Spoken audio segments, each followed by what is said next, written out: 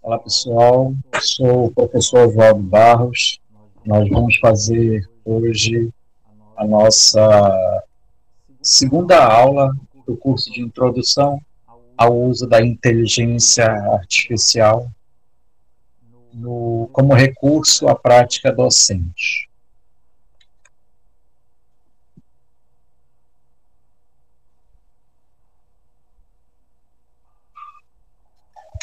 Muito bem, então começamos com as nossas perguntas que foram levantadas na aula anterior. Eu perguntei para vocês assim: é possível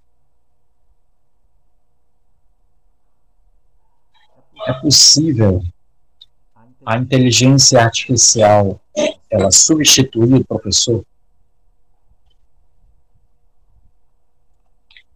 E depois eu perguntei para vocês assim: o que é aprender? O que a gente faz para aprender? Então, eu queria iniciar com isso. Vocês têm alguma posição quanto a essas perguntas? A inteligência artificial vai substituir o professor? A inteligência artificial ela tem como contribuir com o professor? Ou não? Me digam aí o que vocês pensam. Mas aí tem que falar.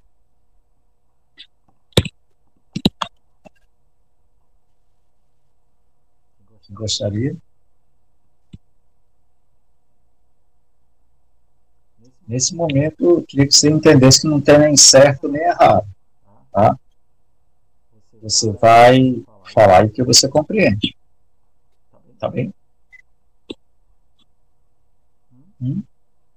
Vamos lá?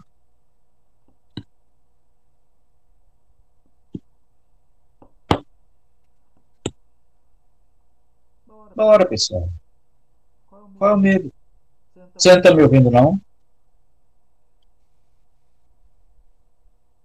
Alô?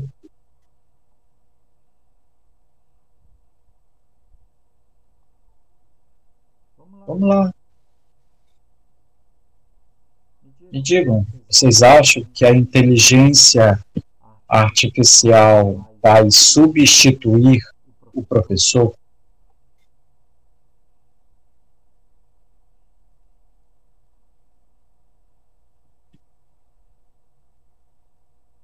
A Josinete diz que acredita que não. A Letícia também diz não. Tá, mas aqui não basta dizer não. Por que você acha que não?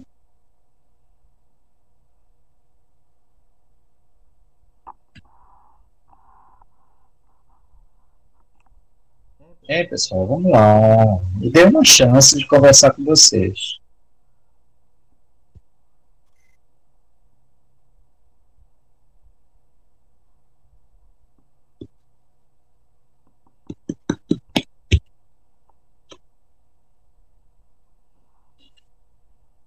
Vamos lá? Nada?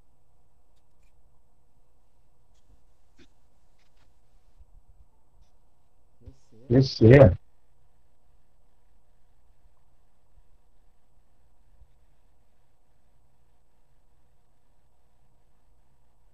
Então vamos lá. Já que vocês não querem me dar as impressões de vocês, já que vocês não querem me dar as impressões de vocês, eu vou falar. Tá? Muito bem. Então, primeira coisa, pergunta que eu fiz para vocês.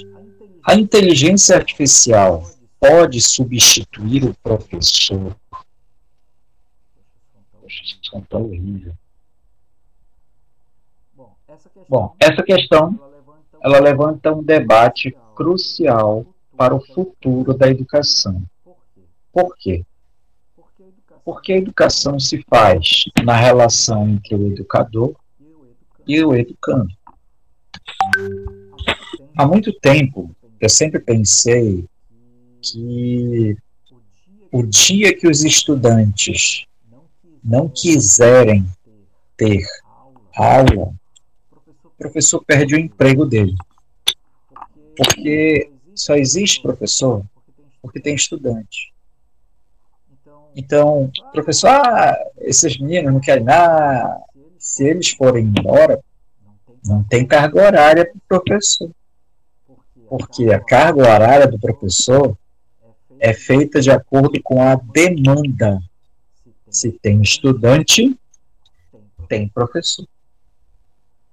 Então, a inteligência artificial, as pessoas acreditam que ela pode substituir o professor porque as pessoas podem querer aprender sem o professor. Né? Então, a inteligência artificial, você pessoalmente entra em contato com ela, faz a pergunta e ela te responde. E se você não tiver um professor, vai acontecer o quê? Né? Você vai chegar a um determinado momento que você não pergunta. Tá? Então, o que a gente tem de resposta? A resposta é não. A inteligência artificial não vai substituir o professor. O professor, ele tem encontrado durante a história da educação, a história da humanidade, vários motivos que levam as pessoas a acreditar que ele pode ser substituído por uma máquina. Em toda a história da humanidade isso aconteceu. Então, aqui eu coloco assim, não, a IA não pode substituir o professor por completo, mas pode e vai transformar profundamente o seu papel. Por quê? Porque o professor, ontem eu falei isso para vocês, e aí eu vejo que muita gente vê de uma visão radical minha, mas o professor não tem o direito de não querer aprender. Por quê? Porque ele tem que se renovar. Professor que não estuda para dar aula, professor que não se prepara metodologicamente, professor que não faz parte de cursos, que não estuda, que não faz parte de formação continuada, esse professor ele está encerrando a sua carreira muito cedo, porque a tecnologia se renova a todo momento. Ela já está fazendo parte de todas as ela já está fazendo parte de todas as atividades que a gente desenvolve no nosso cotidiano. Então, se teve um tempo atrás que as pessoas elas acreditavam que se elas não soubessem datilografia, ou seja, digitar um texto numa máquina datilográfica, elas não teriam emprego. Depois veio que elas teriam que fazer um curso de informática. Se elas não fizessem esse curso de informática, elas não teriam emprego. Hoje, as pessoas continuam com a ideia de que se você não domina a tecnologia, você não tem emprego. Mas e o professor? Como é que fica o emprego do professor? Sem a tecnologia, sem as inovações, sem instrumentação. Vai acontecer? Continua sendo o quadro e agora o pincel.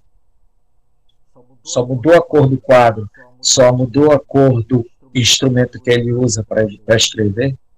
O resto continua sendo a mesma coisa, ele coloca no quadro, todo mundo olha, copia, faz prova. Isso tem que modificar. O professor que não se modificar em função da sua prática docente, ele será substituído por uma televisão, um rádio, celular, internet, a inteligência artificial, por qualquer coisa, por outro professor melhor. A substituição do professor só depende da sua capacidade de se renovar. Então, pense não em substituição, mas em uma parceria poderosa entre a inteligência artificial e o professor em sala de aula. Essa parceria, que é o que a gente quer propor, eu quero ampliar as proposições que se fazem do professor utilizar as tecnologias para desenvolver suas atividades. Isso é inevitável para o professor. Se o professor se fecha em tradicionalismos, ele vai dar uma aula, 2 aulas, mas ele não vai ter a atenção das pessoas. Aí ele precisa de uma lei que impede as pessoas de acessarem o celular, porque ele não está dando uma aula interessante. E isso, um dia, não tem mais efeito. Então, a IA, ela atua como uma ferramenta extraordinária que libera o professor para focar no que realmente exige o toque humano no processo de ensino e aprendizagem. Porque apresentar conteúdo é uma estrutura mecânica. Estruturar documentos, por exemplo, fazer uma prova, fazer um exercício, são estruturas mecânicas, são repetidas. Dificilmente o professor cria uma questão para ser resolvida, uma dúvida para ser levantada. Dificilmente. Ele utiliza elementos que já foram feitos anteriormente. Por quê? Porque os conteúdos que são trabalhados na escola, eles já são historicamente estruturados dentro de um currículo. Foram aprovados por Conselho de Educação, pelo Ministério da Educação, por todo mundo que rege a educação. É só a gente ver que a BNCC ela foi instituída, tá, como lei para que 60% da BNCC já foi apresentado, é uma estrutura que orienta, olha, para que você que vai estudar, vai fazer concurso, isso é questão de concurso. A BNCC é o currículo? Resposta, não. Ela não é currículo. Ela é orientação curricular. Ou seja, o município, o estado, a escola vão adotar as orientações da BNCC para compor as suas matrizes curriculares. O que significa isso? Bom, existe uma matriz curricular geral, que são dos conteúdos com base científica, que são orientadas pela BNCC. 60% do que um sujeito poderia aprender como conteúdo escolar, 60% já foi organizado pelo MEC.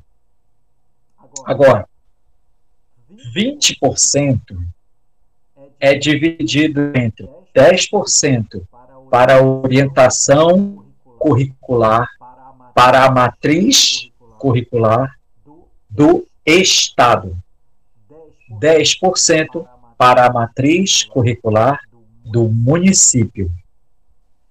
Fica faltando 20%, que é organizado pelas escolas, a partir do seu projeto político-pedagógico, o PPP da escola.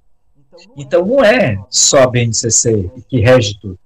A BNCC tem 60%. O Estado tem uma matriz que é 10%, que orienta as matrizes dos municípios com mais 10%. E os municípios, por sua vez, pegam a estrutura curricular das escolas. Como é que uma escola pode montar uma estrutura curricular? É só a gente pensar assim, do mesmo jeito que os estados são diferentes, que municípios em um mesmo estado têm realidades diferente, as escolas, que geralmente representam bairros das cidades, também têm realidades diferentes. Então, elas não podem ter a mesma estrutura curricular. Então, o que é que exige essa relação entre o professor e a inteligência artificial? Exige uma organização do processo de ensino e do que se vai ensinar. E a inteligência artificial vem como um instrumento, uma ferramenta que dá suporte ao professor para buscar elementos de compreensão, elementos de exercício dos conteúdos que ele tem que trabalhar. É muito simples. Só que as pessoas elas morrem de medo, porque. Mas será que eu posso? Claro que pode, deve. E é esse que é o desafio. É superar essas limitações de medo, essas limitações equivocadas de que as inteligências artificiais podem colaborar com a prática do professor e passar a utilizá-las como ferramenta pedagógica.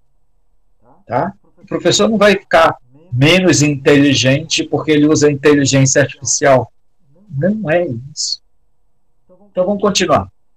Mas o que a IA pode e não pode fazer? Tá? Então, primeiro vamos isso aqui. A IA ela pode personalizar o conteúdo. A IA pode adaptar exercícios, gerar materiais com exemplos do interesse de cada aluno, como futebol, música, e ajustar o nível de dificuldade em tempo real, algo impossível para o professor fazer para 30 alunos simultaneamente.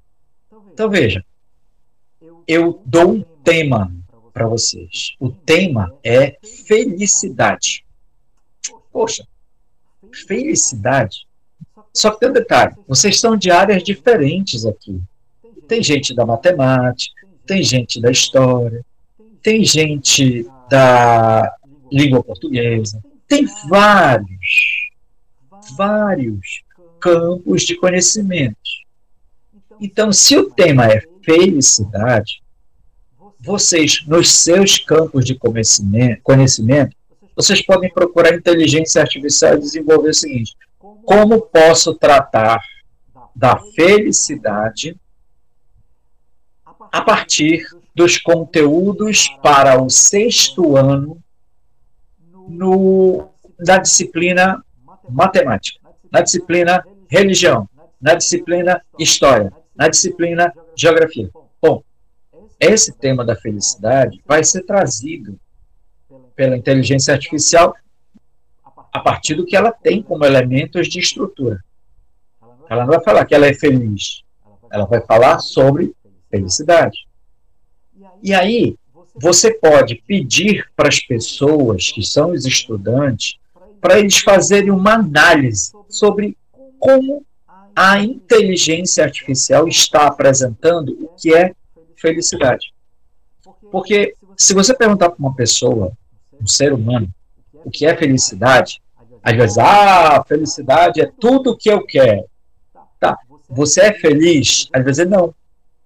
Ou então a pessoa vai dizer assim, eu estou buscando. Então, peraí, você está buscando. É porque ele não sabe onde está. Então, tem vários tipos de interpretações, tem vários tipos de situações. Uma turma de 30 alunos, de 30 estudantes, é um universo de diálogos. Então, as pessoas poderiam simplesmente discutir sobre isso. Agora, e se fosse um conteúdo específico? Muito bem. Eu quero que vocês façam uma pesquisa. Vamos lá, a gente vai falar sobre história.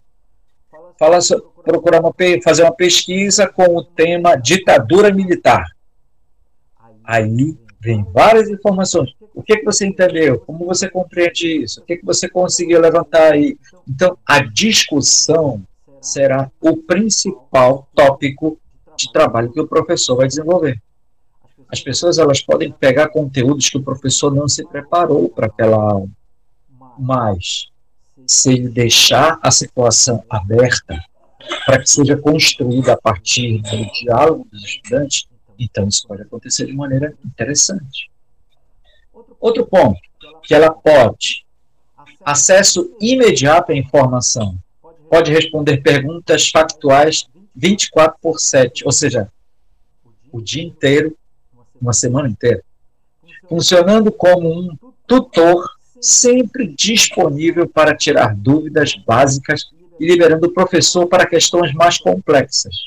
Então, o meu papel do professor na sala de aula é pedir para os estudantes para eles trazerem informações. Eles trazem.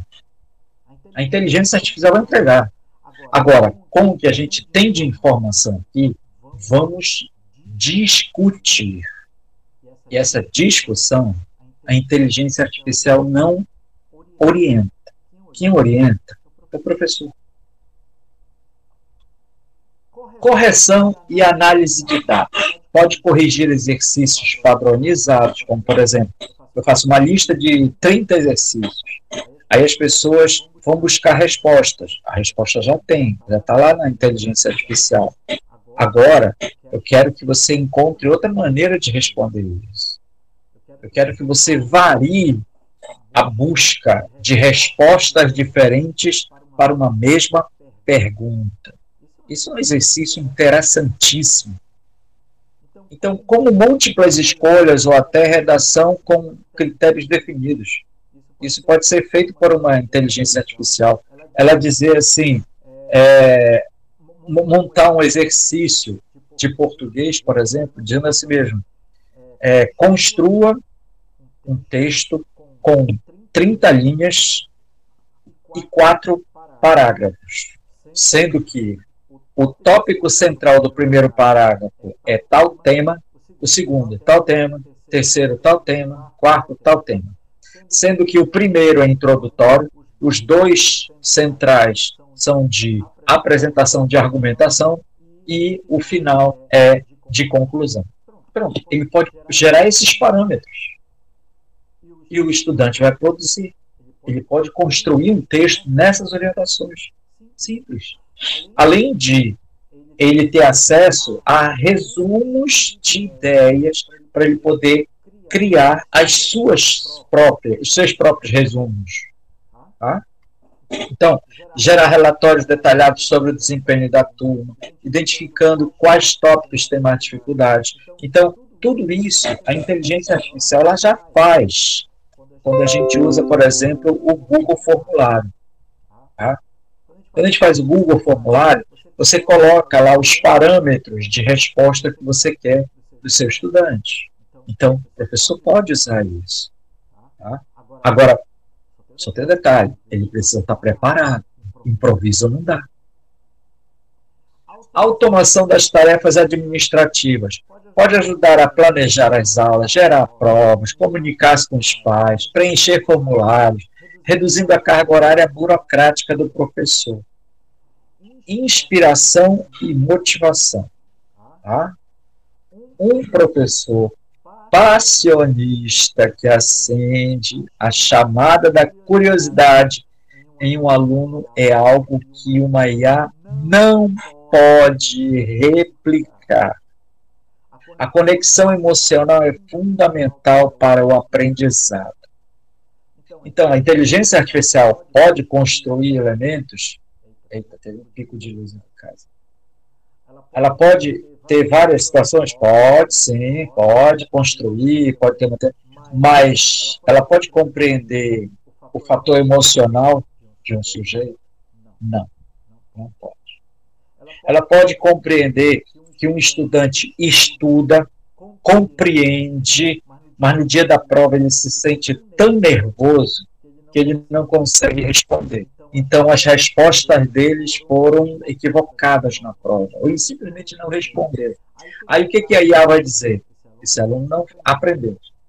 Mas o professor, ele sabe a diferença entre um estudante que estuda e tem nervosismo para responder, enquanto que o outro, ele não estudou, mas ele consegue refletir, ele consegue analisar, ele consegue chegar a algum tipo de resposta. e justificar essa chegada na resposta que ele escolheu. Mentoria e desenvolvimento socioemocional. O professor é um mentor que ensina sobre trabalho em equipe, resiliência, empatia e ética. Ele ajuda a formar cidadãos, não apenas alunos com boas notas. Então, vejam bem, o trabalho em equipe, quando o professor desenvolve, ele trata de uma das situações mais complexas que tem na nossa sociedade, que são as relações interpessoais. Os sujeitos precisam aprender a dialogar, a ouvir o outro, a compreender as ideias do outro. É necessário desenvolver empatia. Então, ele vai permitir que o outro tenha espaço de fala, porque ele também assim está garantindo o espaço de fala dele. Isso é muito próprio da juventude, por exemplo, quando os homens, os meninos, que eles são formados nessa nossa sociedade machista e meritocrata, que eles passam a acreditar que só eles podem falar, que só eles são inteligentes, que as mulheres não têm fala inteligente. Alô? Então, vejam bem, é muito comum a gente ver em sala de aula os meninos batendo na mesa, falando alto, gritando, reproduzindo falas machistas. E a gente tem hoje um congresso nacional que faz isso. Então, isso passa como uma mensagem para que todos os homens reproduzam, porque é assim que tem que ser. As mulheres, quando falam, falam errado. Então, a escola não pode permitir isso. E o trabalho em equipe permite que você promova o diálogo e a simpatia. A mesma coisa a resiliência. A resiliência significa você não abrir mão da tentativa. Você não pode ter medo de errar. Eu sempre pergunto para os meus estudantes, você tem medo de passar vergonha ou medo de errar? Eu não vou entrar no mérito da discussão, que eu sempre faço, mas é assim, se você tem medo de passar vergonha, você só tem uma atitude que reflete o teu medo de passar vergonha. Sabe qual é? A violência.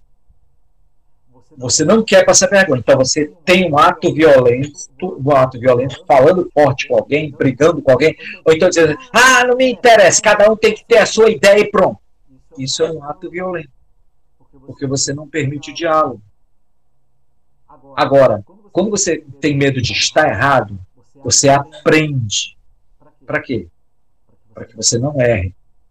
E se você errou, você aprende para não continuar errando. Então, essa é a separação entre ter medo de aprender e ter medo de passar vergonha. Ter medo de errar, perdão, e ter medo de passar vergonha. Então, o estudante, ele precisa ser percebido nessa situação. E a ética, ela está como uma estrutura que permite que a igualdade entre os sujeitos, que eu te permita falar e que eu fale com verdade. Não é só uma questão de cola. Não é isso. É uma questão de você ter integridade, você desenvolver integridade, de você saber que se você tem limitações, você precisa superar essas limitações. Isso é um instrumento de ética. Então, ele ajuda a formar cidadãos. O professor tem essa capacidade que a inteligência artificial não consegue desenvolver. Outro ponto é a mediação de conflitos e dinâmicas de grupo. Gerenciar a sala de aula, promover debates saudáveis, resolver desentendimentos e perceber o clima emocional do grupo, que são habilidades humanas complexas. Então, veja, o professor, na sua, assim, no geral da sua capacidade humana, ele tem que promover a humanização dos sujeitos. Os sujeitos compreenderem as suas limitações e buscarem a superação dessas limitações. Isso o professor consegue. A inteligência artificial não consegue. Por quê? Porque ela não tem essa capacidade humana de percepção da emocionalidade dos sujeitos. A avaliação complexa e contextualizada. O robô pode corrigir uma redação com uma base em gramática, mas só o professor pode entender a criatividade, a intenção poética, a evolução do aluno e o contexto por trás de um texto. Então, não importa qual é a disciplina, os sujeitos conseguem manifestar a sua compreensão, manifestar a sua percepção. Agora, isso não quer dizer que seja de uma maneira só. Então, o professor, ele tem condições de diversificar o processo de compreensão daquilo que ele apresenta para os estudantes. Isso é óbvio.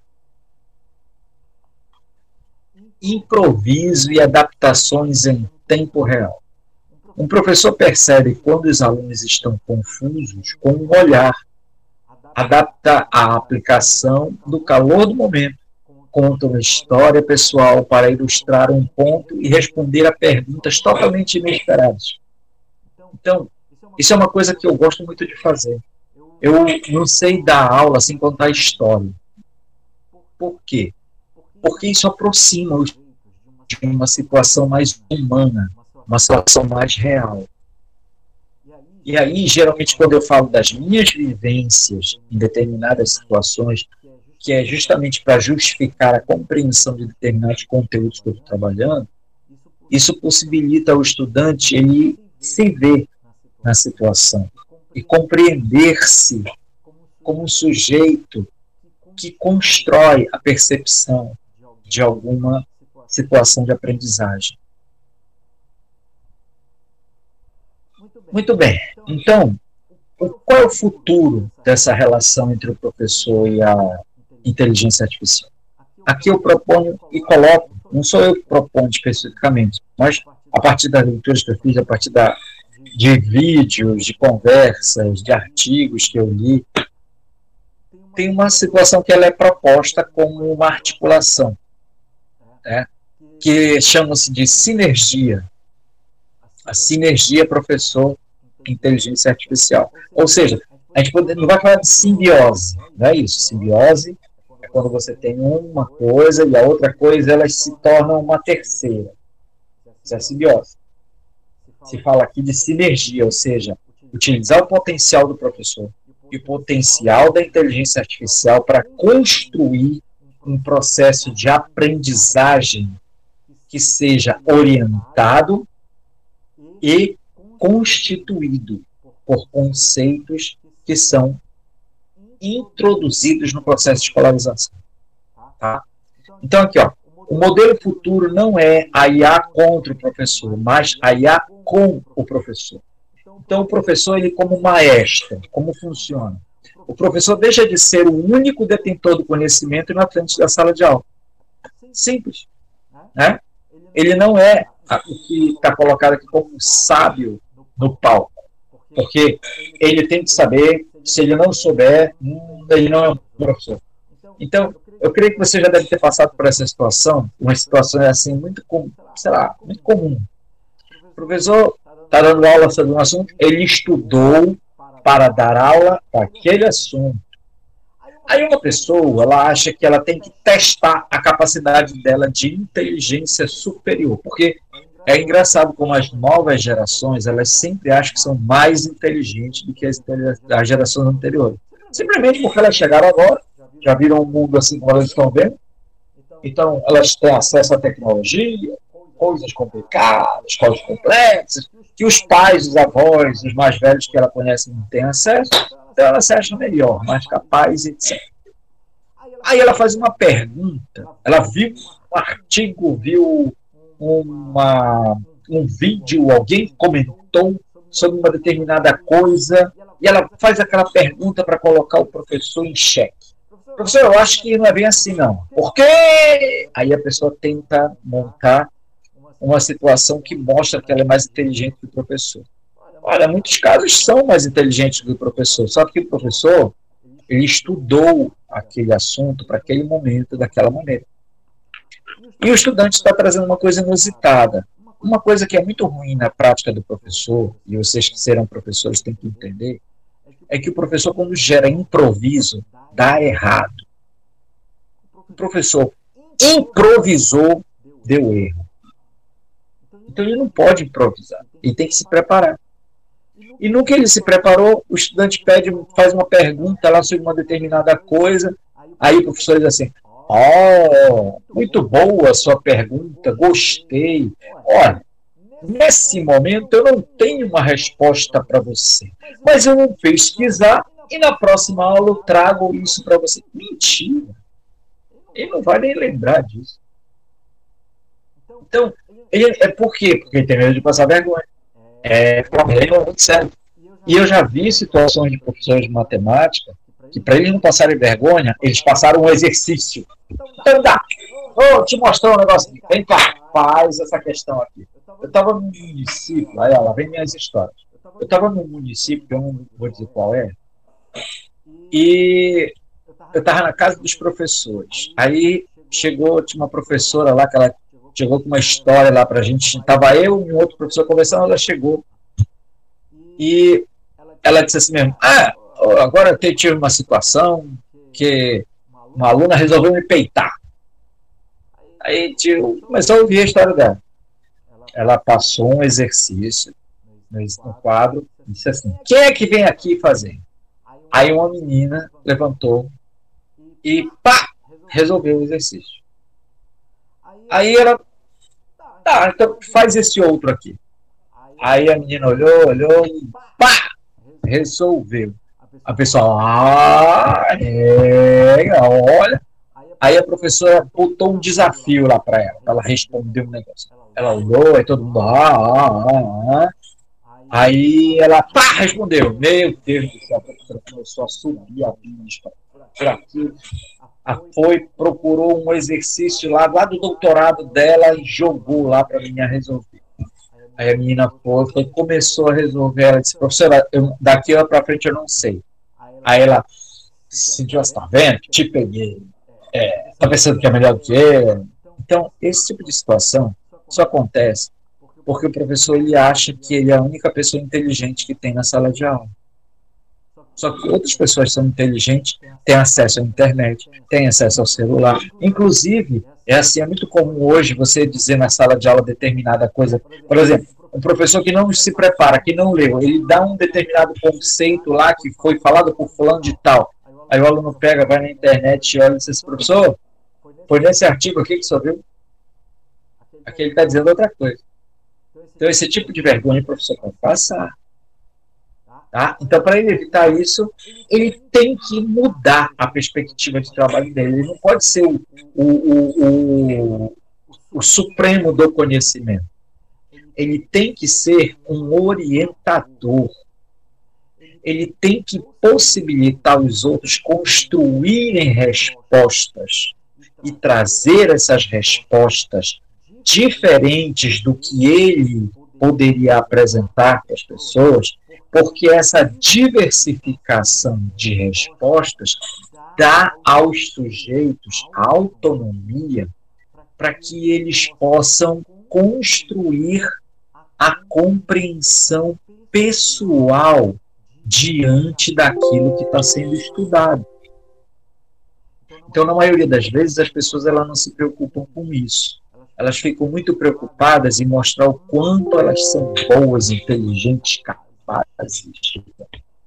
Então, esse é o primeiro ponto. O professor ele tem que deixar de ser o centro das atenções. Ele tem que possibilitar aos estudantes a construção do que ele está aprendendo, ou seja, a construção do seu conhecimento. É muito simples. Mas é simples eu falando assim, né? Mas, pô, professor, abrir mão. Ele passou 4 anos sofrendo naquela faculdade, para quê? Para chegar aqui e dizer que está todo mundo igual a ele. É muito difícil, gente. Muito difícil. Muito bem. A IA como assistente poderosa, né? A IA cuida da personalização, da correção e da parte burocrática. Isso dá ao professor mais tempo e dados para se concentrar no relacionamento humano, na mentoria e nas atividades mais significativas. Então, vejam, as pessoas elas podem dialogar, discutir, construir, exercitar, investigar, mas se elas tiverem que ficar fazendo listas infindáveis de exercícios repetidos, aí elas perderam o tempo delas. Perderam o tempo de 3 horas, 2 horas, 50 minutos de aula, quando elas poderiam estar discutindo coisas super interessantes, mas não, elas estão lá fazendo na munheca contas, escrevendo repetidamente frases, ficar desenhando muito tempo, porque tem que... Não é bem assim. As pessoas elas têm a possibilidade de usar o tempo dela para diferentes atividades. E a inteligência artificial pode ficar com a parte burocrática, que é mecânica, por exemplo, fazer frequência, tá? Fazer a anotação lá de quem entregou o trabalho. Mas como é que a inteligência vai fazer isso? Faça um formulário, faça um formulário do Google. Inteligência artificial é isso.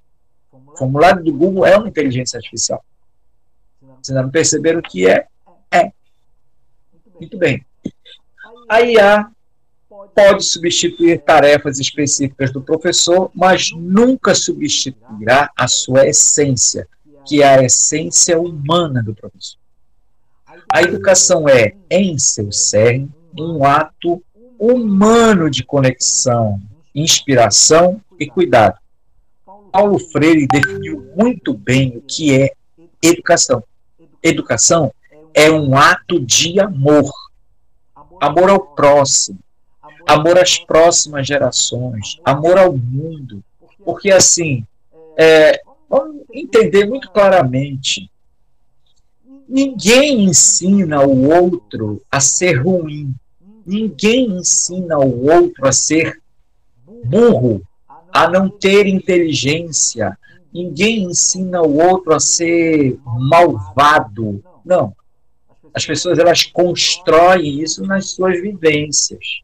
Mas ninguém vai dizer assim, bom, hoje eu, professor, vou sair da minha casa, deixar minha família, deixar meus filhos na escola deles lá e vou para a aula para eu arrebentar com a vida de alguma pessoa.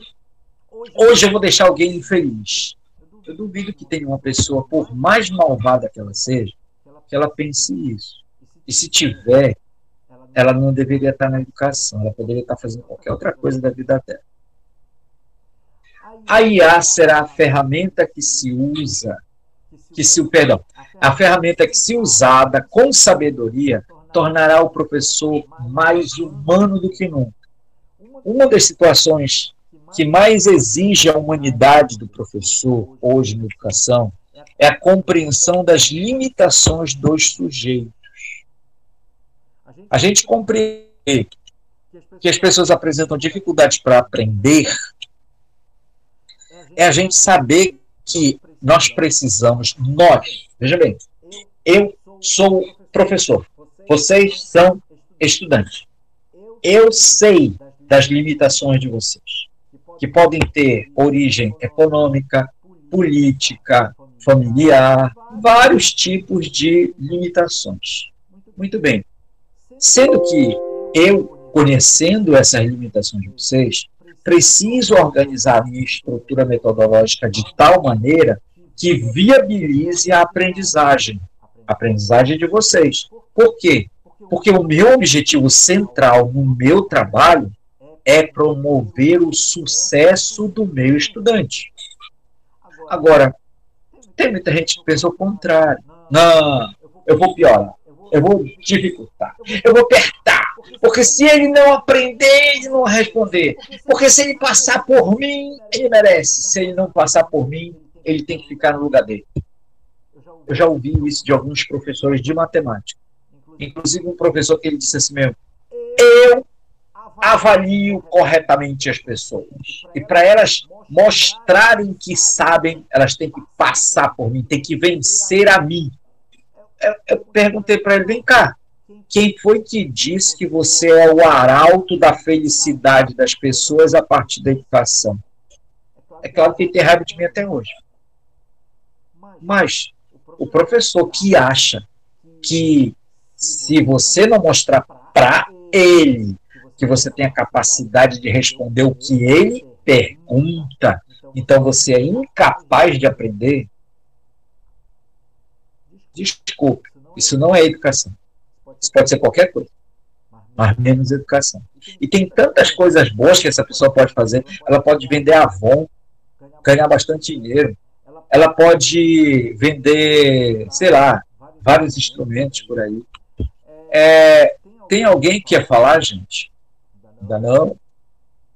Então, vou falar aqui a última parte e aí eu abro para vocês para a gente dialogar, tá? O modelo futuro não é a IA contra o professor, já falei, né? Então, a IA como um assistente poderoso. Ah, perdão, voltei, né? Bom, nesse momento aqui, então eu vou dar uma parada, porque a gente vai passar por uma outra fase da aula. E assim como eu fiz ontem não, na aula anterior, eu pedi para vocês falarem para mim o que vocês compreenderam até esse momento. Queria ouvir vocês agora, por favor. Agora sim, vamos lá. Vocês acham o que da relação entre a IA e a prática do professor? Me ajudem, vamos. Falem lá. Eu diria boa noite, gente. Eu diria a questão de o professor não tem como substituir justamente pela situação da sensibilidade. A sensibilidade que a IA não tem, normalmente ela generaliza as situações. Então, justamente a sua fala sobre a IA ser um instrumento de parceria, eu concordo plenamente. Ela é uma parceria, ela ajuda muito na vida do professor a poupar tempo, a ter mais criatividade. Às vezes tem coisas que a gente não pensa, mas a IA já ajuda a gente a pensar melhor. E ajuda muito, até mesmo em qualquer matéria, eu que sou da matemática, na UFPA, e realmente ela ajuda muito. E a questão do professor querer ser mais do que o outro, realmente tem muitos professores que realmente acham que é um conhecimento apenas dele, mas na verdade a beleza da vida é aprender com os alunos e eles ajudar a gente também a aprender, porque um dia tem uma coisa que a gente não sabe, mas eles sabem, até mesmo na inteligência artificial já ajudei professores meus. E isso é muito bonito, muito bom mesmo, quando o professor também ajuda e aceita o conhecimento do aluno. Olha, muito legal isso que você falou, né? Quando o professor aceita o conhecimento do seu estudante. Né? Porque a gente geralmente acha que mas ele não sabe muito bem. Ele até que tenta, mas aí reduz a pessoa. Vamos lá. Além da Letícia, obrigado, Letícia, por ter falado. Quem mais? Denise, Matias, Glenda. Olha, a Glenda queria falar. Eu estou sentindo daqui que a Glenda queria falar. Fale. Poxa. E a Graziele? Vamos lá. Opinião de vocês sobre a relação entre a inteligência artificial e o professor.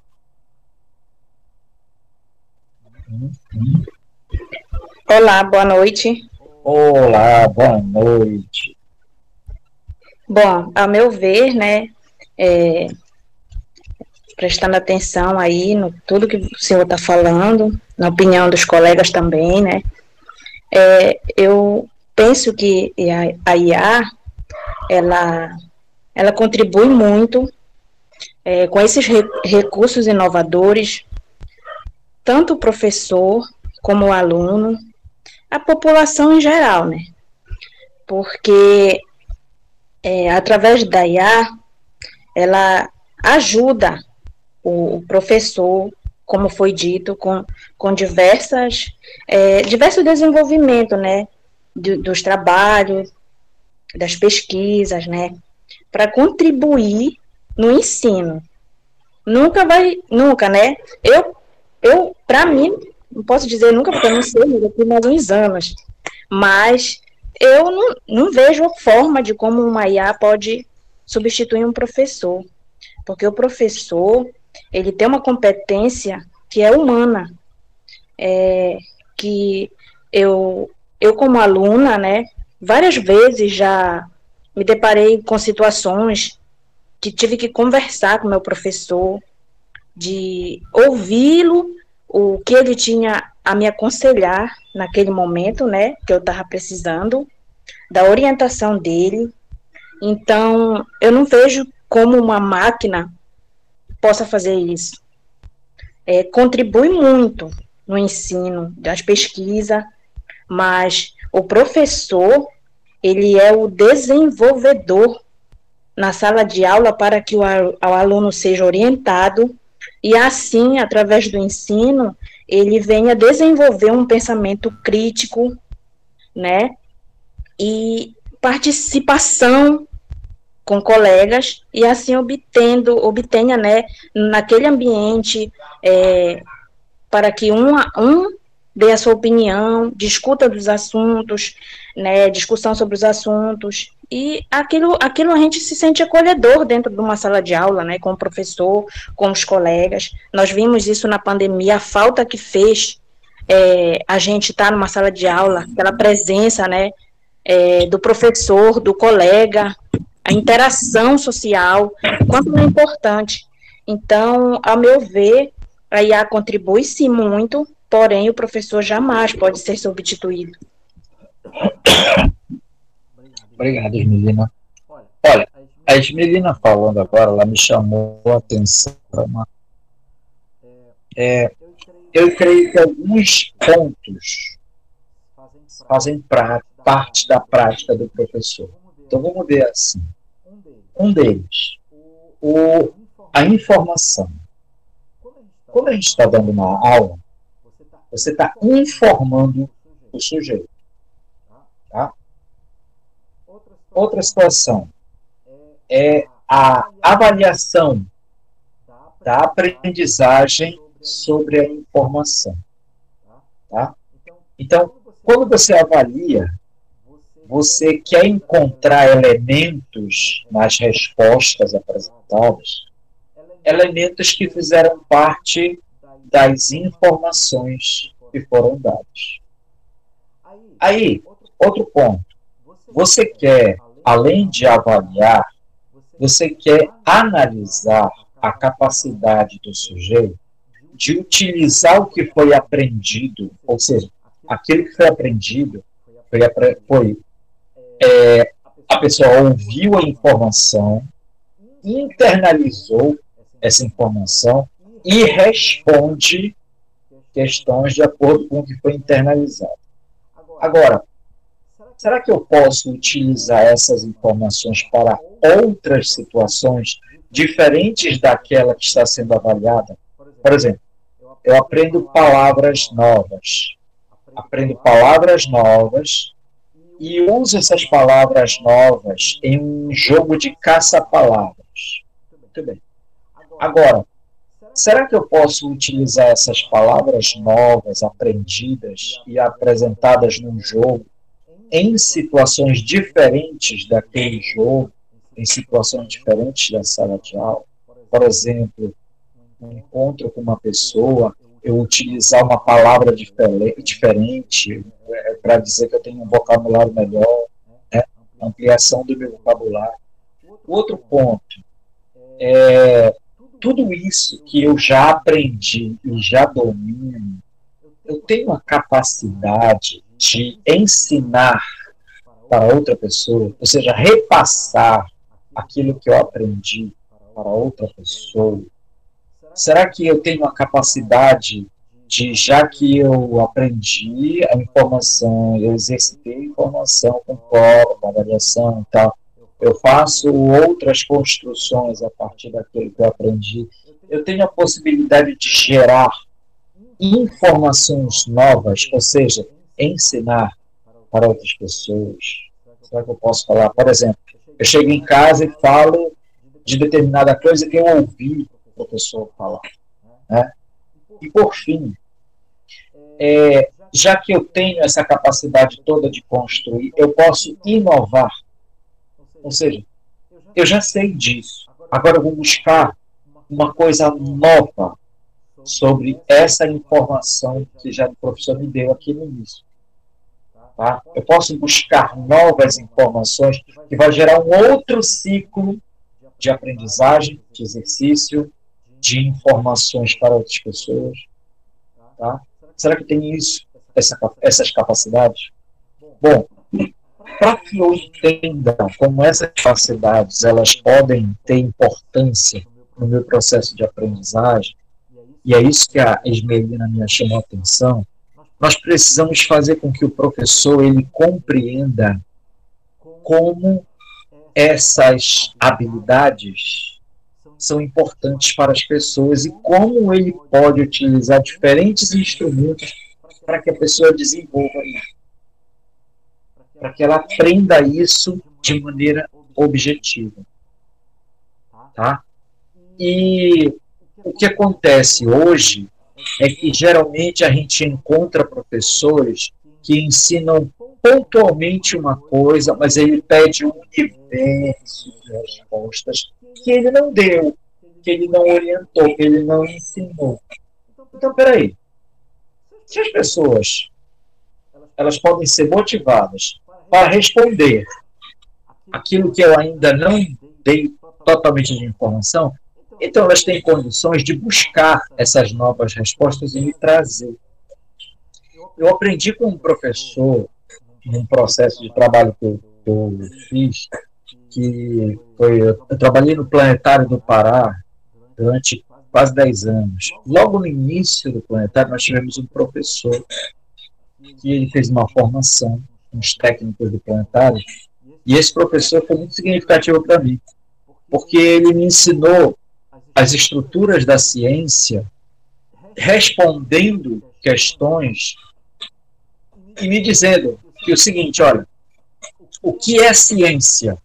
A gente diz, a ciência é o que trata dos conhecimentos e tal. Ele me respondeu da seguinte maneira, ciência é aquilo que você desenvolve para buscar novas perguntas para velhas respostas.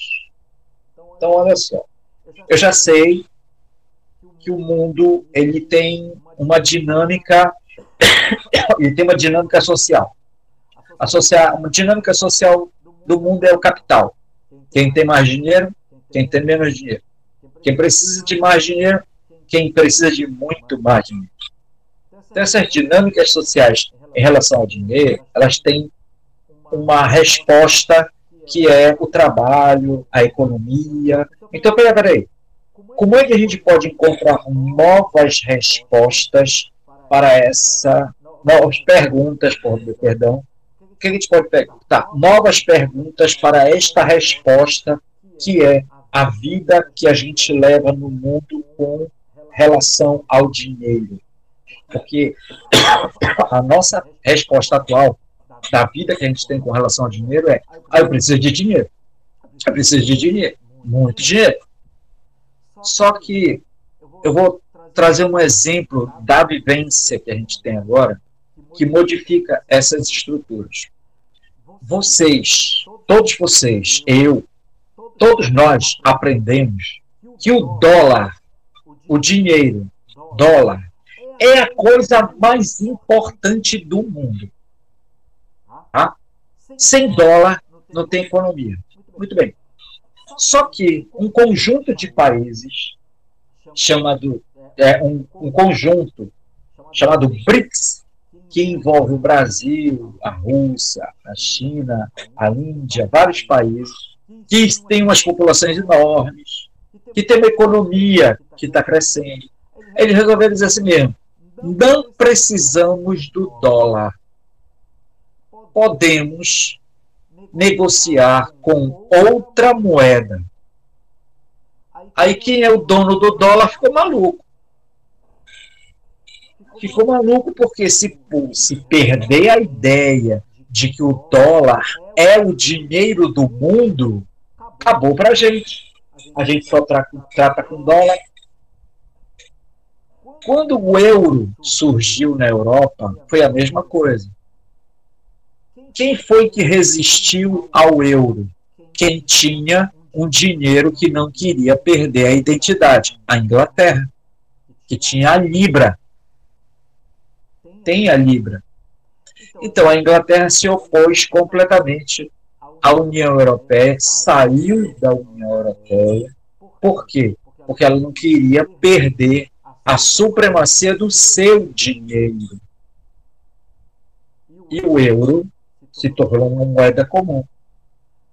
O dólar tomava conta, inclusive, da Europa, porque cada país da Europa tinha sua moeda e tinha que dialogar com o dólar. O euro cresceu para isso, para não dialogar com o dólar. Só que agora estão lá, o problema deles lá. E a mesma coisa acontece com o BRICS. Então, olha só, por que eu estou tratando disso, da economia, para falar disso para vocês? Porque quando a gente tem hegemonias, e aí a gente vai falar da hegemonia do professor em sala de aula, quando o professor é uma hegemonia e ele passa a... me disseram que tem 2 pessoas, não tem nenhum pedido de entrar aqui na sala. Assim, quando você tem uma hegemonia, que a hegemonia é o professor em sala de aula, é o professor que sabe o conhecimento, o estudante não sabe o conhecimento. Tá? Por isso que aluno é aquele que não tem luz. Eu evito dizer aluno por causa disso. Porque o estudante é aquele que tem um ofício, estudar. Vocês todos que são estudantes, ou que foram estudantes, vocês tinham um ofício, estudar. O aluno não tem ofício. Então, se vocês puderem substituir no vocabulário de vocês, mudar de aluno para estudante, você vê o quanto significativo. Então, se você tem estudantes que têm a capacidade de criar conhecimentos, de criar entendimentos, ele passa a ser um concorrente do professor. Ou seja, ele quebra a hegemonia do professor. É isso que a inteligência artificial possibilita ao estudante. Quebrar a hegemonia do professor. Porque o professor ele deve ser um orientador. Olha, hoje nós vamos discutir tal coisa. Por quê? Porque a estrutura curricular pede que isso seja discutido. Quem é que sabe dessa estrutura curricular? O professor. Não há, em lugar nenhum, uma orientação que o professor tem que usar uma única metodologia. Não há. Então, ele tem a liberdade criativa para desenvolver a sua metodologia em sala de aula. Agora, ele tem que lidar com o conhecimento do currículo. Isso foi criado antes mesmo dele começar a dar aula. Foi criado pelos como é que chama? Conselhos educacionais, pelos conselhos das faculdades, quando o caso é a universidade. A BNCC regulamenta toda a estrutura do ensino básico. No ensino superior, quem regulamenta são os conselhos das faculdades, que faz o PPP do curso. E aí, por exemplo, quando um curso ele muda o seu projeto político-pedagógico e tem estudantes que já estão estudando, por exemplo, você entrou em 2023 na universidade, aí você segue o PPP que está vigente em 2023. Aí a sua faculdade faz uma reunião e muda o PPP dela em 2025. Tá? A partir de agora, o PPP é outro. Mas você que já está estudando, você vai seguir o PPP anterior. Agora, o que a faculdade tem que fazer? Ela tem que fazer adaptações no currículo anterior a 2025 para que as pessoas, a partir de agora, 2025, elas tenham a mesma estrutura do curso. Então, muda uma disciplina. Vocês nem sabem muitas vezes disso, porque isso é feito dentro das faculdades. Aí, a faculdade ela vota a mudança de determinada estrutura curricular, introduz novas disciplinas. Para quê? Para que haja uma equidade das estruturas curriculares do curso. Aí, quando você se forma, geralmente, as pessoas que se formam, por exemplo, vão se formar em 2026. Aí, mesmo sem saber, é possível ter ocorrido mudanças na estrutura curricular do teu curso ao longo da tua formação. Você entrou com um currículo e está saindo com um novo currículo. Por quê? Porque é necessário que você, quando se forme, você esteja adaptado às novas tendências curriculares que você vai encontrar na sua profissão. Seja para professor, seja para jornalista, seja para engenheiro, não interessa, porque fora o campo, o mercado está em pleno desenvolvimento. Exemplo disso é o uso de recursos tecnológicos nos cursos. Bom, lá fora, o profissional está usando recursos tecnológicos. Então, a preparação desses novos profissionais tem que ser feita em função deles terem condições de usar esses novos recursos. Exemplo mais claro disso é que, no Brasil, a partir de 2017, o Brasil ele estruturou, perdão, 2017 não, acho que foi 2014, 2017 foi com a BNCC. Em 2014, o Brasil criou a língua de Libras, e Libras teve que ser trabalhado nas escolas. Muito bem, deu-se um tempo, agora todos os cursos, não importa qual curso universitário, tem que ter a disciplina Libras no currículo. E mesmo que você tenha entrado antes de ter Libra no seu curso, agora para você sair você tem que fazer Libras.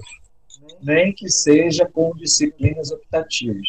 Ah, mas eu vou fazer engenharia. Mas você vai falar com pessoas que podem ter problema de surdez. E aí você tem que usar a Libras. Para quem não sabe, esse é o sinal de Libras. Tá? A mão espalmada na forma de L e a outra ela passa com os dedos abertos como se fosse uma folha. Assim, ó. Libras. O L, Libras. Antes as pessoas usavam assim, ó, Libras. Agora também tem esse. Libras. Tá? Então, olha só. Ó, por exemplo, eu sou professor universitário desde 2000. Vou fazer 25 anos como professor universitário. Ah, já fiz. Vou fazer 26. E eu tive que aprender Libras. Eu estou fazendo curso de Libras.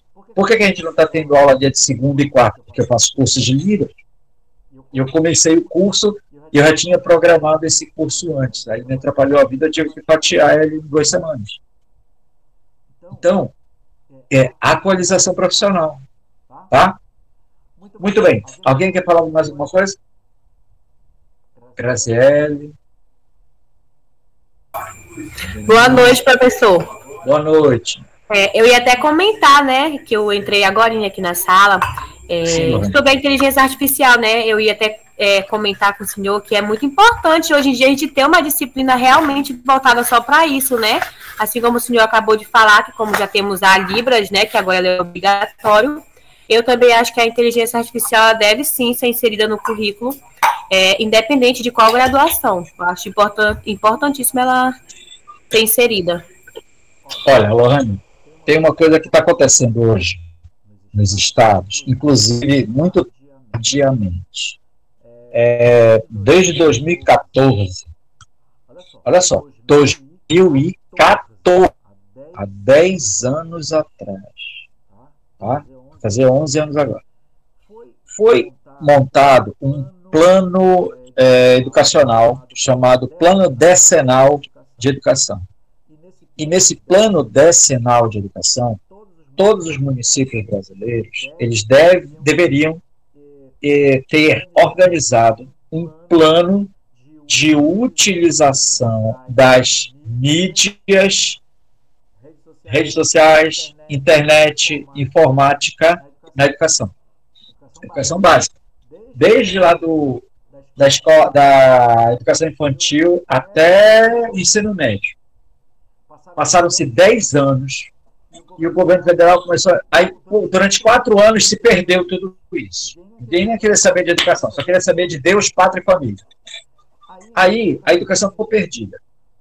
Quando chega agora, 2024, o governo federal pega e diz assim mesmo, olha, sabe o dinheiro que as escolas vão receber, ou seja, sabe o dinheiro, o investimento do governo federal que vai ser feito nas escolas municipais e estaduais com relação ao uso da informática? Aí todo mundo, sim, vamos receber, né?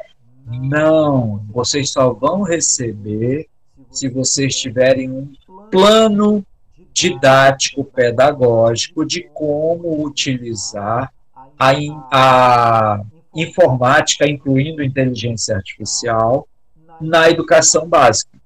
Aí todo mundo, meu Deus, tem mesmo que fazer esse plano? Tem que fazer. Por causa desse dinheiro, todos os municípios em todo o Brasil estão fazendo projetos políticos pedagógicos para que as escolas acessem a internet. Inclusive, se vocês não sabem, mais de 90% das escolas, tá, dos municípios paraenses já tem internet e de boa qualidade. E de excelente qualidade.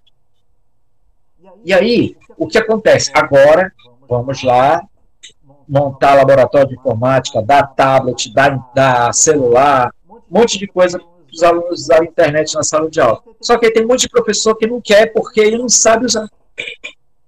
É por isso que eu estou fazendo esse curso. Tá? E aí, vem um grande problema desse, Lohane, que é o seguinte, e como é que a gente faz? Olha, 2024 acabou. Então aí o governo federal disse assim, tudo bem, só até dezembro de 2025. As prefeituras estão correndo malucas, montando projetos, e tem duas perspectivas. Tem duas perspectivas de trabalho. Uma, usar só como disciplina, ou seja, como componente curricular. Aí é como se fosse componente curricular Libras. Precisa de um professor de Libras e uma carga horária para esse professor. Se a informática for um componente curricular, vai ser como a matemática, como Libras, religião. Só que terá que ter um professor e carga horária para esse professor e um laboratório de informática. Isso já vem sendo feito há mais de 30 anos no Brasil e não tem dado certo, porque geralmente as pessoas elas viram o professor daquele tema e eles fazem e a coisa esvai, ela não contribui com o processo formativo do estudante porque não se relaciona com as outras disciplinas, por exemplo. Nesse caso agora, tem uma outra situação que é chamada de ação transversal, que é utilizar temas que não são próprios de uma disciplina, mas que eles podem ser trabalhados por diferentes conteúdos escolares. Então, por exemplo, vamos tratar do meio ambiente. Meio ambiente é tema de qual disciplina? Biologia? Não. Química? Não. Meio ambiente é transversal, ou seja, pode ser trabalhado em português, geografia, matemática. Então, nesse sentido, a informática como tema transversal, ela pode ser utilizada por diferentes disciplinas, português, matemática, história, geografia, ciências, que utilizam recursos de IA, de robótica, de internet, de mídias, para desenvolver os seus conteúdos escolares das áreas específicas. Então, hoje, essa é uma condição que as escolas precisam desenvolver. Ou elas utilizam esses conhecimentos de maneira generalizada, que é a transversalidade, ou como componente curricular. Como componente curricular, tem uma situação que é mais complicada. As prefeituras terão que pagar novos funcionários. E, geralmente elas não têm dinheiro para esses novos funcionários. Então elas estão adotando o sistema transversal, que eu acho muito mais interessante, porque o professor, ele não se fecha na sua caixinha e deixa os outros fazerem as coisas. Isso é próprio do professor de matemática, por exemplo. O professor de matemática só trata de matemática. De outras coisas, não. Isso aí os outros fazem. A gente só trata de matemática. E o pior que fica para os outros é a mesma coisa. Eu só tratar de português. Não quero saber de informática, não quero saber de nada disso. Então não pode. O professor ele tem que se envolver. Porque isso é um processo muito mais amplo do que a própria prática do professor na sua disciplina específica.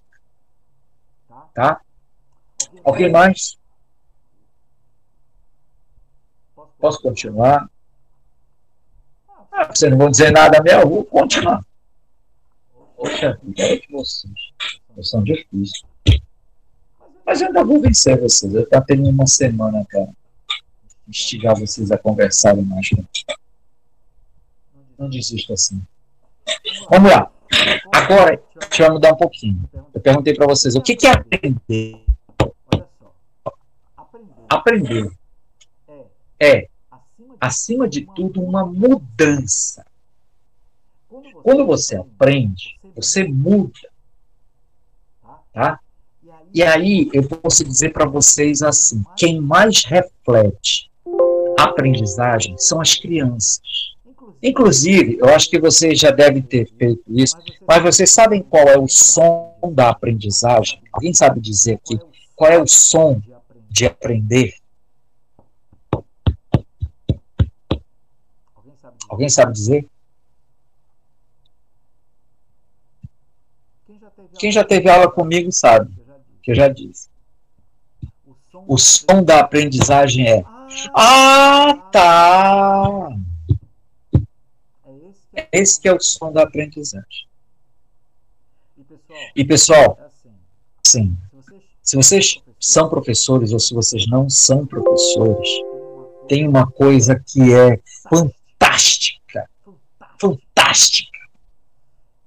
que é o seguinte: é quando você ensina alguma coisa para alguém e a pessoa entende, ela aprende, ela te dá um olhar de gratidão que te desmonta.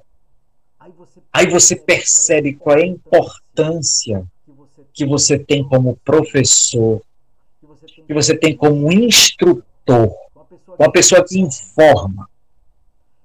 Então, é assim, eu classifico o professor como professor bom e professor ruim.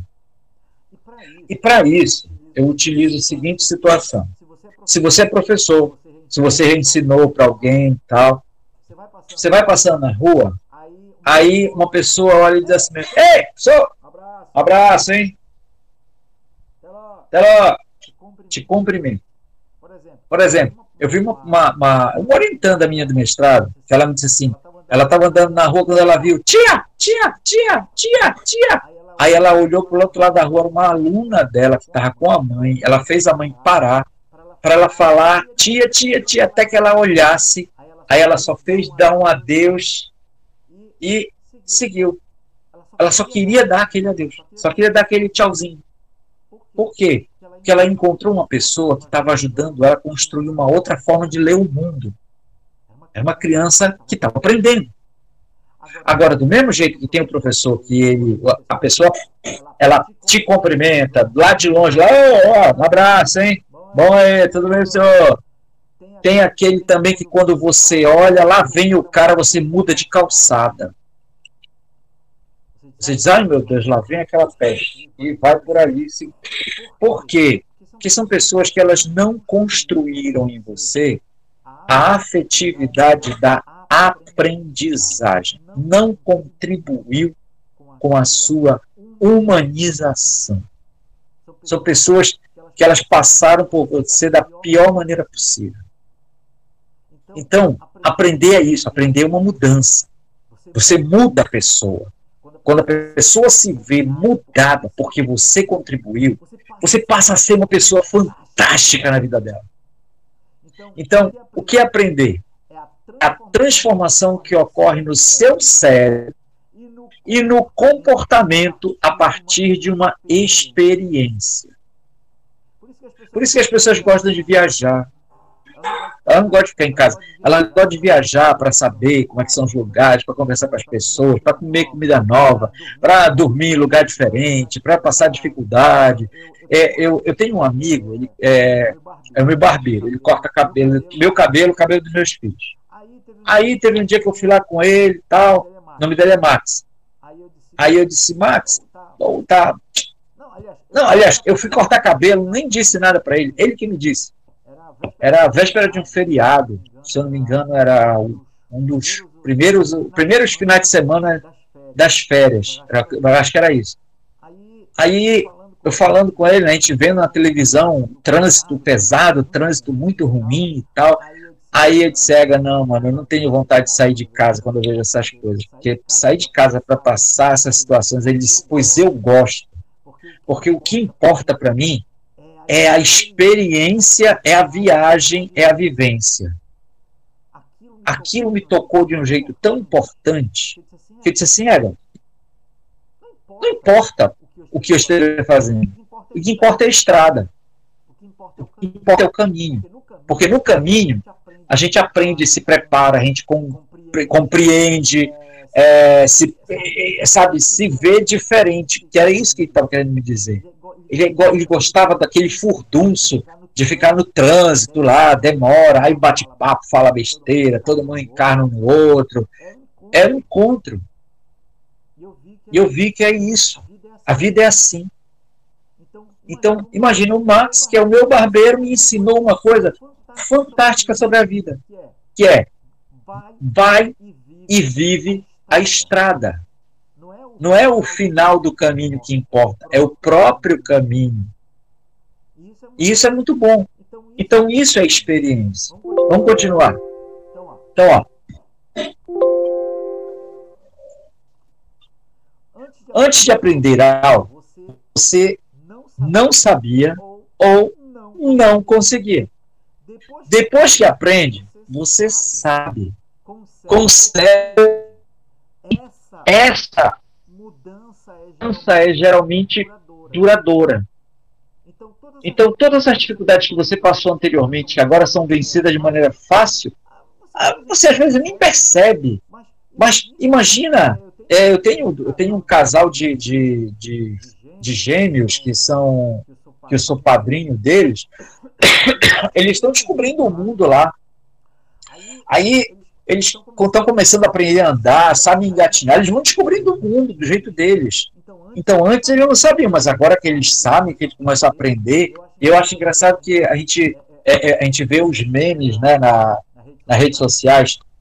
Aí eu vi um meme que é assim, a mãe passa meses dizendo, eu queria logo que eles falassem. Aí quando eles começam a falar, eles começam, mãe, agora não quer mais que eles falem. Quando as crianças sabem falar, a gente quer que elas calem a boca. A gente não suporta ouvir crianças chorando, falando, gritando, contando história. Então isso é difícil de entender. Agora, para eles não. E aí eu trago um exemplo aqui para vocês. Antes de aprender a andar de bicicleta, você não tinha o equilíbrio nem a coordenação. Então surgia a queda, você se aborrecia, você ficava chateado, chorava, ralava o joelho, se quebrava todo, mas depois de aprender e de algumas quedas, seu cérebro e seu corpo se adaptam, criando uma memória muscular que fica com você. Essa memória muscular, você aprende a controlar o teu abdômen, a tua postura, a força dos braços, e você começa a andar de bicicleta. Aí, agora é desafio. Agora é fazer muito mais do que antes, que você não tinha a capacidade de andar. A mesma coisa acontece com as pessoas mais velhas, por exemplo, quando elas descobrem o WhatsApp e elas conseguem mandar mensagem de áudio. Elas têm dificuldade de escrever, elas não têm velocidade de escrita, mas elas conseguem mandar áudio. E elas conversam com as outras pessoas. E aquelas ligações que tinham tempo para a gente, que eram caríssimas, agora não, você liga no WhatsApp, você passa o tempo que você quiser. Então, existem múltiplos aprendizados. Então, aprendemos de muitas maneiras diferentes, não apenas na escola. E são 3 principais. O cognitivo, as habilidades, que também são chamadas de psicomotoras, e o afetivo. Tá? Então, vamos ver aqui o cognitivo. Envolve conhecimento factual e teórico. É aquilo que a gente aprende na escola. Tá? Ou aprende num livro, ou vendo um filme, ou assistindo uma palestra. Tá? Então, por exemplo, você aprende que Paris é a capital da França, que 2 mais 2 é 4. E também como funciona a fotossíntese, que o Sol, a partir da energia do Sol, você tem a alimentação das plantas, que elas produzem glicose, produzem dióxido de carbono, elas se utilizam da água. Tem toda uma situação que gera o vegetal, que alimenta o animal e que alimenta o onívoro, somos nós. Tá? Então, todo esse processo, ele é cognitivo, ou seja, todo tipo de conhecimento que ele é organizado e sistematizado, seja de maneira científica ou não científica. Tá? As habilidades ou psicomotor envolve o corpo e a coordenação. Aprender a tocar o piano, cortar cebolas, dirigir um carro, ou chutar uma bola, ou seja, todas aquelas situações que a gente consegue controlar nossas habilidades físicas, físico-motor. Tá? Outro é o afetivo. Tá? Envolve emoções, atitudes e valores. Aprender a ter empatia, a respeitar os outros, a gostar de um tipo de música ou desenvolver uma ética de trabalho. Todas essas situações, elas são sociais, elas são necessariamente desenvolvidas em sociedade. Um sujeito isolado, solitário, ele não desenvolve emoções. Tá? E a gente geralmente se fecha com medo dos resultados das emoções. Isso por quê?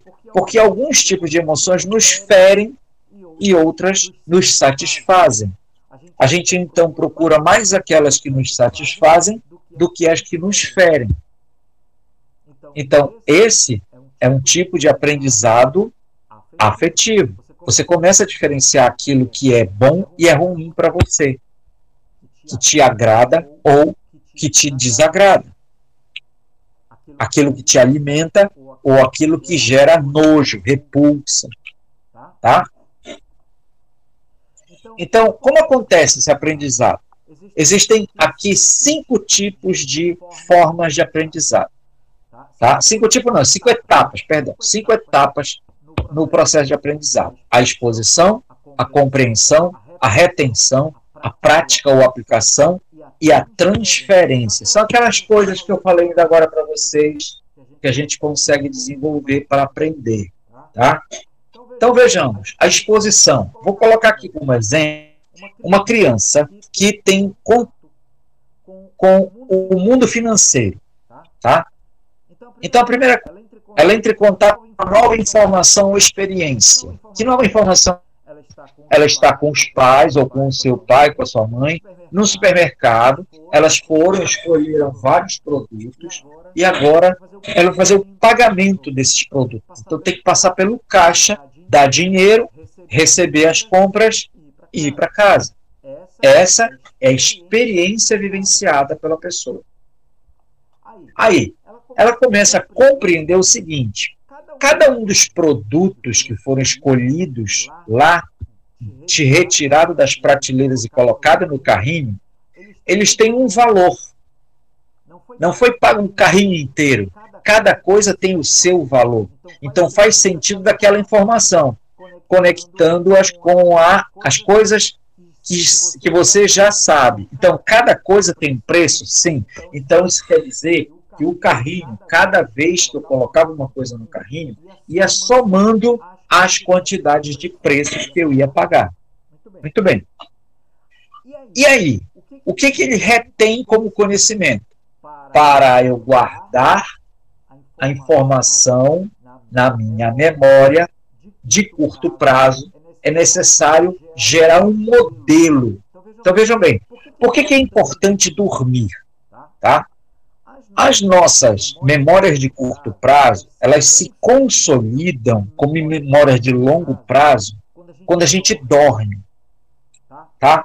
Uma pessoa que ela dorme mal ou dorme pouco, ela não aprende, ela não consegue reter informações a longo prazo. E as informações de curto prazo, então, elas se perdem. Tá? É só você verificar assim, você está lendo um livro à noite, depois de uma longa jornada de trabalho, de estudo, e você quer estudar para aprender antes de dormir. Você não vai aprender nada, não vai guardar nada, porque você vai estar cansado demais. Agora, geralmente o que acontece, quando você está nessa situação, por exemplo, não sei se vocês estudam assim, aí vocês vão estudar altas horas da noite, madrugada, dá umas 4 horas da manhã você vai dormir, 6 horas da manhã você tem que acordar porque você tem que ir tomar banho, tomar café, pegar o ônibus e ir para a universidade. Você vai em 2 horas de sono, você não guarda nada, não adiantou nada. Então a melhor maneira de se estudar é estudar pela manhã. Ah, mas eu não consigo. 10 minutos, 15 minutos. Eu tenho um sistema que eu vou ensinar para vocês, que é como você estuda e guarda essas informações de curto prazo, e de maneira tranquila. Tá? Mas, o que é a retenção nessa informação de curto prazo? Olha, eu dei dinheiro e recebi aquilo que eu escolhi, que é o produto que eu estou comprando. Então, a compra e venda, elas são simultâneas. Elas têm que acontecer ao mesmo tempo. Eu só terei o produto se eu pagar o produto. Aí vai para a prática. Bom, por que as escolas, por exemplo, as professoras fazem aquelas feiras que tem dinheiro de mentira, que as crianças fazem de conta que estão comprando? Por quê? Porque elas estão aplicando aquilo que foi aprendido e orientado. Tá? Então essa é a quarta etapa. Eu aprendo a aplicar, ou seja, a usar o conhecimento que eu desenvolvi. E aí, eu transfiro. A transferência, ela pode ser tanto para uma pessoa quanto para uma situação.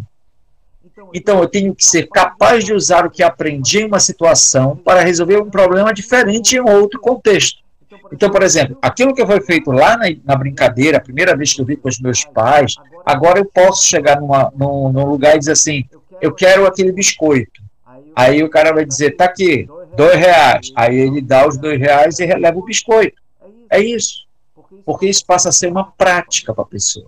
Então essas etapas, elas levam ao processo de aprendizagem. Tá? Agora, por que é importante a gente aprender? Tá? Nós aprendemos, a aprendizagem é uma função fundamental para a sobrevivência e evolução, tanto do indivíduo quanto da espécie. Se a espécie humana não aprendesse, ela não evoluiria. Outras espécies já vieram e não aprenderam a sobrevivência.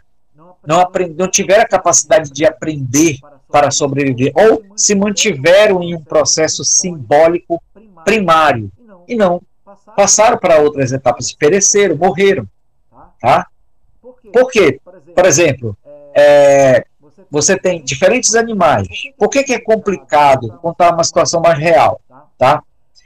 É complicado introduzir espécies novas que não fazem parte de um determinado lugar, porque elas podem não se adaptar ou influenciar as espécies que já existem naquele lugar. O exemplo disso é o tucunaré, um peixe da Amazônia, que ele é predador de outros peixes menores. Quando o tucunaré ele entra em um ambiente que não é dele, ele destrói aquele ambiente. Ele mata, come tudo que é peixe pequeno que poderia estar sustentando aquele microcosmos. tá? Ou seja, ele altera a estrutura do ambiente, tá? A estrutura da fauna.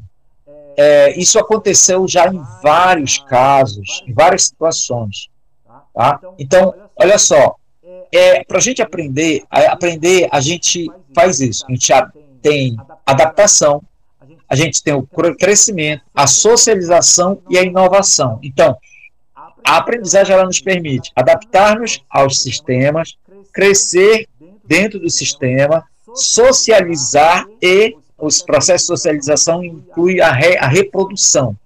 E inovar, ou seja, criar novas perspectivas para aquele sistema que já está acontecendo. Então vamos ver aqui como é que aconteceu isso ao longo da nossa história. Primeiro, a adaptação, tá?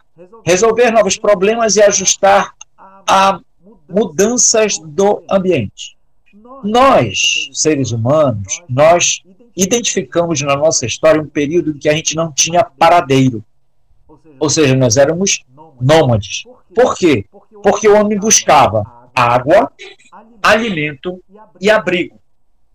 Só que para ele ter água, ele tinha que buscar um local que tivesse água. Nesse lugar tem alimento, então ele sai para caçar. Aí ele tem também, nesses alimentos, ele tem vegetais, raízes, várias coisas. Animais para caçar, e ele precisa se abrigar, porque outros animais também o caçarão. Quando ele conseguia esses 3 elementos em um lugar, ele guardava um espaço, até ele conseguir comer e consumir tudo que ele pudesse consumir naquele lugar. Depois ele passava para outro lugar que tivesse também água, alimento e abrigo. Até que em determinado momento, o homem ele começou a domesticar as plantas e domesticar os animais. Como é que ocorre essa situação da domesticação? Bom, vocês devem, na casa de vocês, talvez ter vasinho de plantas. Tem a jardinagem, tem as hortas. Isso é um processo de domesticação, ou seja, você controla desde o nascimento até a colheita. Você coloca a semente, coloca a água, coloca na terra com água, espera crescer. Quando cresce, você pega o fruto, se alimenta, as sementes você coloca no lugar para depois reproduzir novamente, por aí vai. Então, os homens eles começaram a domesticar tanto as plantas a partir da agricultura, quanto os animais a partir da agricultura. Ao invés de ele ficar caçando animais para comer a carne, ele começou a criar esses animais para comer a carne. E outros animais que ele precisava também para se defender, ele tinha próximo, alimentando esses animais, como os cachorros, por exemplo. Os cavalos para transportar. Então o homem passou a ser sedentário, ou seja, ao invés de ele ir atrás dos alimentos, da água e do abrigo, ele começou a construir os abrigos, começou a cavar poço para ter água e domesticar os animais e as plantas para ter alimento. Tá? Ou seja, ele fez um processo de adaptação. Na medida em que a gente cresce, essa adaptação ela vai acontecendo em outros níveis. Então, o nosso processo de desenvolvimento, ele trata tanto do nosso potencial pessoal quanto do potencial profissional. Então, do mesmo jeito que a gente teve um tempo, pessoas que eram especialistas na montagem e na manutenção de máquinas no caso mecânicas, tá? A vapor, hidráulicas, a motor de explosão, como são os carros. Agora a gente tem os mesmos profissionais que tratam das estruturas tecnológicas, de conexão, informática, tudo isso. Tá? O processo de socialização é compreender e interagir com as outras pessoas e com a cultura ao seu redor. Tá? Então, a gente ter pessoas ao nosso redor que tratam de temas que nos interessam, que são comuns a esse grupo, isso é muito comum, a gente chama isso de comunidade. Tá? E o que é que faz com que as pessoas tenham essa estruturação de comunidade? A linguagem. Então, Libras, por exemplo, criou a comunidade surda, que é uma comunidade como outra qualquer, que tem uma linguagem própria, temáticas específicas, campos de interesses do seu grupo específico. Então, é uma comunidade. É a mesma coisa de uma torcida de futebol. Tá? Por exemplo, hoje, o Flamengo ele se considera, é considerado no Brasil e no mundo um clube de futebol que tem uma quantidade de torcedores que se autodenominam como nação. Mas o que é uma nação? Nação é um grupo de sujeitos, não é um espaço. Nação não é um espaço. Olha, se vocês quiserem uma boa definição de nação, se vocês viram Os Vingadores, né, e vocês assistiram aquele episódio que é Ragnarok, né, que Asgard, o planeta, né, do Thor, ele é destruído. Aí a população foge em naves. Eles vão para outro lugar, inclusive vieram para a Terra. Aí, lá no final, ele diz assim, Asgard não é um lugar, Asgard é o seu povo. É isso, uma nação é um povo. Uma nação, ela é um povo que tem cultura, no caso do futebol, ela tem linguagem, que são os cânticos, são as músicas próprias, tem uma estrutura funcional, que aí seria o clube, para dizer que essa é uma nação. E aí eles vão buscar junto à ONU, a Organização Mundial das Nações Unidas, que o Flamengo seja reconhecido, a torcida do Flamengo seja reconhecida como uma nação cultural. Tá? Isso tem que ficar bem claro, uma nação cultural, não uma nação de um território. O território não é, o território é o país. A nação é aquela que faz parte do país, tá? Que compõe o país. Por isso que nós temos nações indígenas no Brasil. Tá? São várias nações indígenas. Ok? Muito bem. Aí, o quinto ponto, inovar. Criar novas ideias, tecnologias e formas de arte. Talvez a arte seja a melhor maneira de expressar a inovação humana. A criatividade artística marca tempos específicos. Então não é só a tecnologia, o uso do computador, o celular, nada disso. Por exemplo, a arte. Eu tenho aqui para vocês um dos quadros mais conhecidos do mundo e que a gente mais encontra nas famílias, que é a Santa Ceia. Qual a importância da Santa Ceia para a arte? Ela foi o primeiro quadro que trouxe a perspectiva para dentro de uma expressão artística. Então, essa sala, que parece ser uma sala de fundo, isso daí foi criado pelo Leonardo da Vinci para dizer o seguinte, olha, vocês têm um espaço que pode ser representado em mais de uma dimensão, mais de duas dimensões. Parecem ter 3 dimensões, a profundidade. Então esse quadro inaugurou esse processo matemático dentro das artes. Mas não é porque não tinha matemática nas artes, mas esse processo matemático da perspectiva foi criado com a Santa Ceia. E aí, acima, a gente tem uma obra que é do Guardian. Como é que é o nome dele? Mondrian, Petit Mondrian. Que o Mondrian, ele trouxe uma visão do mundo a partir das suas cores primárias. Então ele trouxe o azul, o amarelo. O amarelo não é primário, ele é secundário, porque ele é uma criação entre o verde. Não, perdão, o amarelo é primário. É o verde que não, é o amarelo e o azul dá verde. Então ele pegou cores primárias, azul, vermelho, amarelo, branco. Branco não é uma cor primária, mas ele colocou como ausência de cor. Então ele faz mosaicos simples. Então ele criou essa técnica. A gente pode dizer assim, mas poxa, qualquer um poderia fazer isso. Por que não fizeram antes? Porque a iniciativa dele como artista e a inovação dele como artista trouxeram a esse resultado. É assim que funciona. Tá? Então, agora vamos ver uma visão mais profunda do que é a inteligência, uma visão mais profunda e filosófica, tá? Do que aprender. Para ir um pouco além, aprender também pode ser visto como construir significado. Não é apenas acumular dados, mas conectar informações de forma a criar uma compreensão pessoal e significativa do mundo.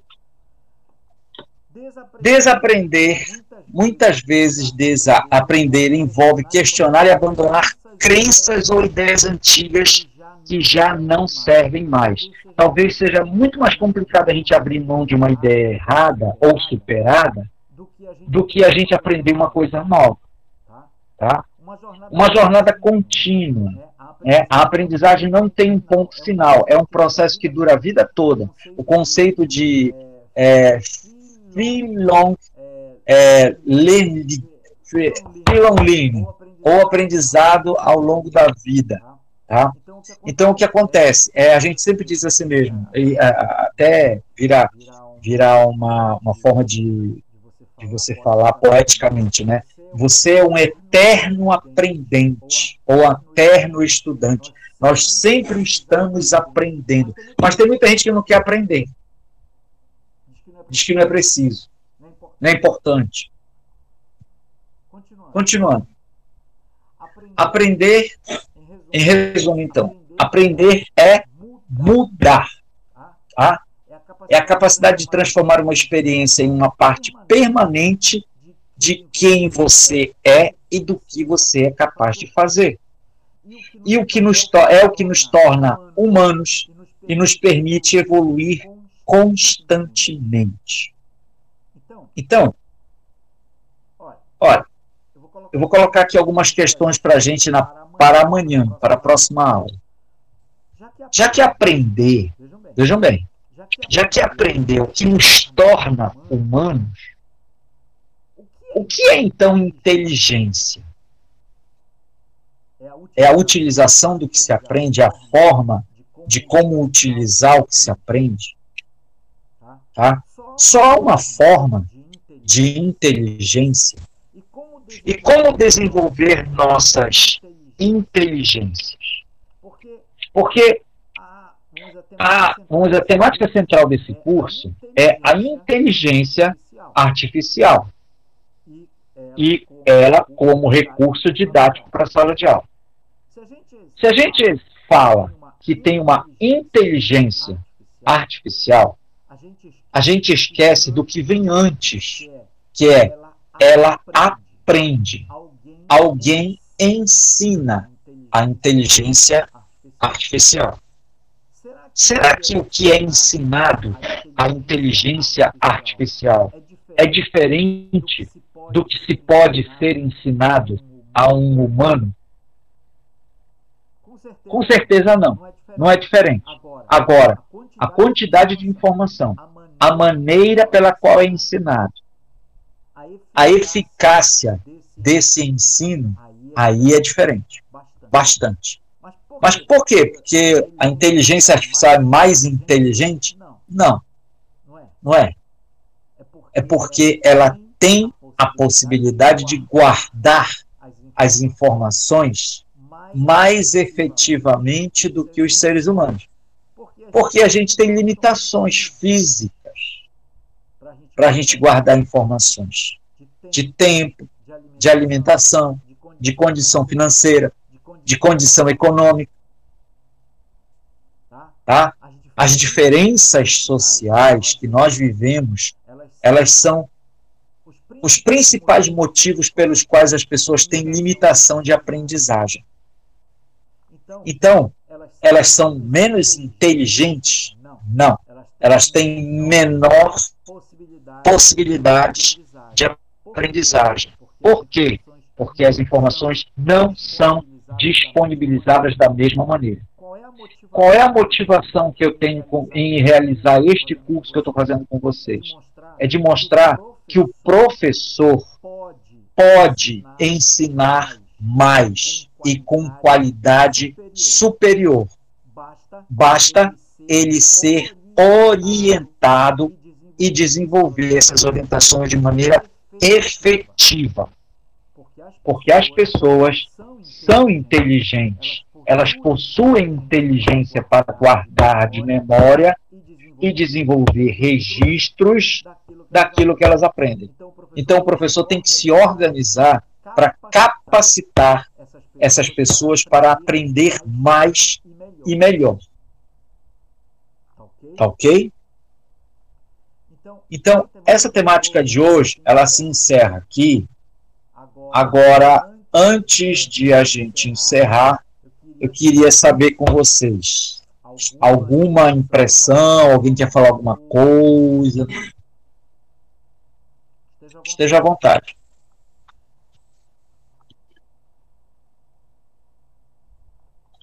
Vamos lá, crianças.